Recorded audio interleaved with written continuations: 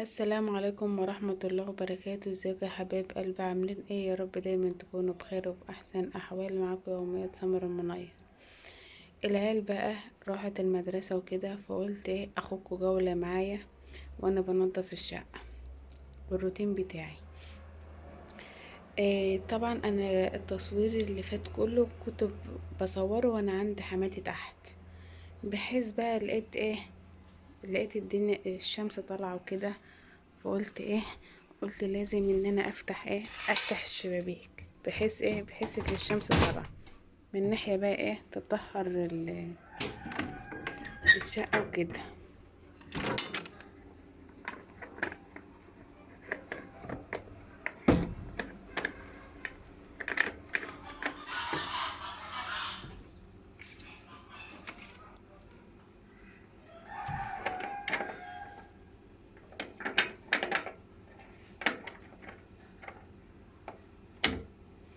انا حاطه المشمع دوت. ليه انا حاطه المشمع دوت؟ بحيث اللي فيه ميه من الشتا دخلت من الشباك وكده ما تخشليش جوه، وتمنع برضو التراب بس تبقى من بره كده، وانا هنضفه برضو معاكم.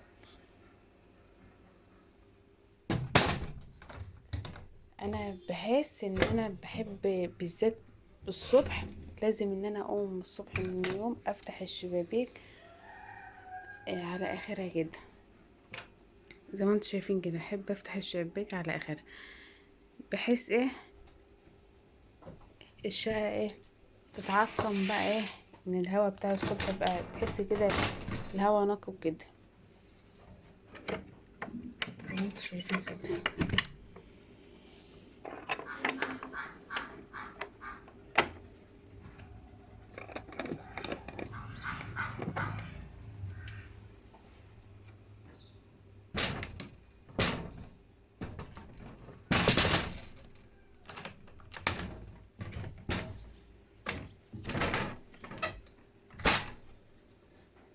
اديني اهو فتحت كده الشبابيك زي ما انتم شايفينها كده. فتحت الشبابيك بحيث لقيت الشمس طالعة والجو حلو، فقلت لا استغل الفرصة بقى وافتح الشبابيك كده وانضف الشقة والشمس تخش الشقة وكده، على ما العيال يرجعوا من المدرسة يكون انا روقت الشقة. وعندي اللي هي الحيطة ديت كنت انا حاطة هنا نيش. فطبعا النيش بقى طبعا فكيته ونزلته عند حماتي، بحيث ان البيت تحت عند حماتي واسع وكده، فقلت لا انزله تحت. وعاملة هنا مكان الحيطة دي، مكان النيش، عاملة اللي هو المجلس العربي، اللي هي القعدة العربي ديت على الحيطة دي. طبعا هجيبها واوريكم الشكل بتاعها. وادي برضو اللي هو الصالون بتاعي زي ما انتم شايفين كده. طبعا انا ديت دي كسوة. انا حبيت ما حبيتش ان انا اغطي الصالون كله، الكسوة بتاعته تغطي الصالون كده. لا، انا جبت ديت اشتريت المتر فيها ب ب150 تقريبا، مش فاكرة. وقمت مدبسة بالدباسة زي ما انتم شايفين كده. جبت دوت اللي هو ديل القط لوحده، ودبسته بالدباسة كده. وده اللي هو الفرشة بتاعته. بس طبعا بقى وهوريكم انا فرشت ازاي الظهر والقعرية بتاعته زي ما انتم شايفين كده، وهوريكم الشكل النهائي. وعندي طبعا اللي هو الشباك دوت شباك ألومنتال زي ما انتم شايفين كده. برضه هنضف الشقة كلها طبعا عامة يعني.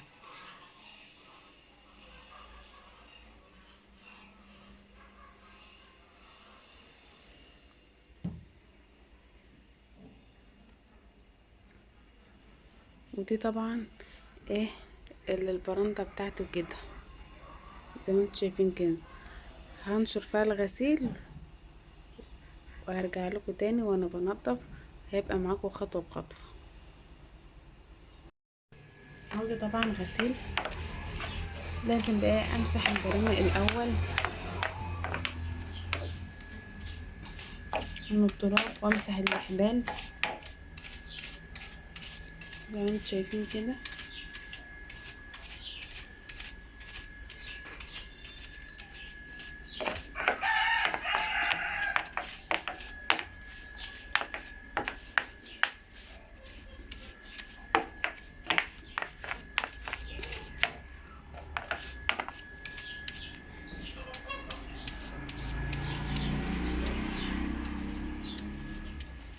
قبل ما اغسل لازم امسح الاحبال والسور والبقلام زي ما انتم شايفين كده من التراب وكده.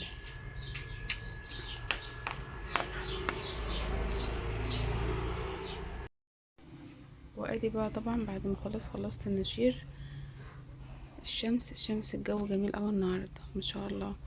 وقمت رافعه التندة كده عشان الشمس تنشف الهدوم. رفعت التندة.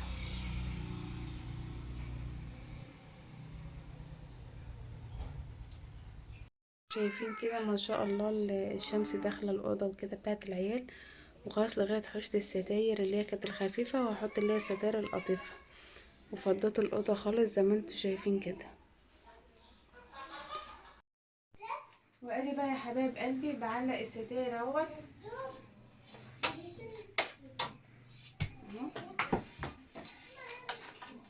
طبعا انا ماسحه المواسير قبل ما اعلق عليها الستاير عشان التراب برضو كده. زي ما انتم شايفين كده. هفرش برضو زي ما انتم شايفين كده. وادي بقى يا حبايب قلبي دي اوضه النوم زي ما انتم شايفينها كده. طبعا هنضفها معاكم. طبعا اللحاف دوت بتاع فرحي. انا جايبه من كل حاجه اتنين، يعني الستاير اتنين واللحافه اتنين. انا مجدده بعد الفرح وكده زي ما انتم شايفين كده. هروقها وهرجع لكم تاني. وادي يا حبايبي ادينا بنضف الصالون اهوت زي ما انتم شايفين كده. انا عامه يعني كل يوم بنضف، بس في تنظيف عن تنظيف يختلف. في تنظيف بقى كل يوم زي ما انا بنضف كل يوم، في كل شهر. بس كل شهر دي طبعا بقلب فيه الحته وكده. انا قلت بقى الشمس جميله وكده، فلازم ان انا انضف الشقه كلها.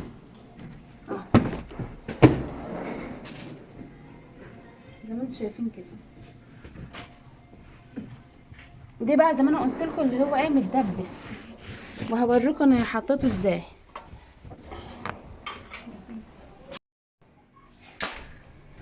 وبنضف برضو الشباك اللي هو الشباك الالومنتال التراب، بحيث ان احنا الشباك بتاعي على الشارع كده، تحس ان هو كل حته كده مليانه تراب.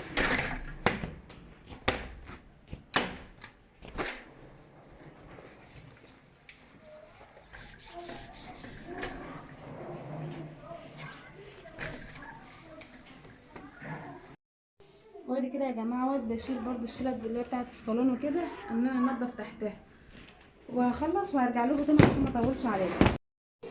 ادي طبعا زي ما انتم شايفين كده نظام الصالون عامل ازاي. طبعا الكنبه ديت هحطها تحت الشباك، والكراسي هحطها افردها بين عن بعضها. وهركب برضو اللي هي الستاره معاكم. وادي انا بكنس اهوت مكان الركنه العربي اللي انا هحطها، اللي انا قلت لكم في الفيديو. وهمسح وهحطها وهوريكم الشكل النهائي. هوريكم الشكل النهائي اول ما نخش من الشقه على طول، اللي هي القعده العربي دي زي ما انتم شايفين كده. ده الشكل النهائي بتاعها. وادي الستاره بعد ما ركبتها وكل حاجه بقت حلوه. وادي في الوش برضه على طول كده اللي هو الصالون. ادي كده زي ما انتم شايفين. وادي بقى طبعا دي الكسوه بقى اللي انا قلت لكم عليها في الفيديو زي ما انتم شايفين كده. ما شاء الله.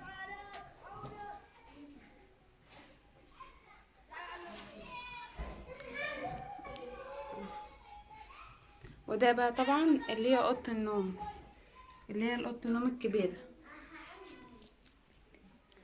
وادي اللحاف اللي هو انا قلت لكم عليه اللي هو بتاع فرح وكده، بس في لحاف طبعا تاني. وادي حاجتي بقى الحاجه الشخصيه بتاعتي.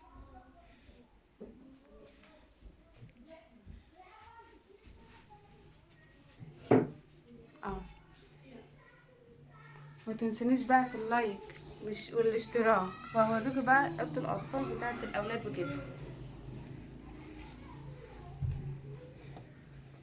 اهي زي ما انتم شايفين كده. وادي بقى الستاره بعد ما خلاص ركبتها، ده الشكل النهائي بتاعي.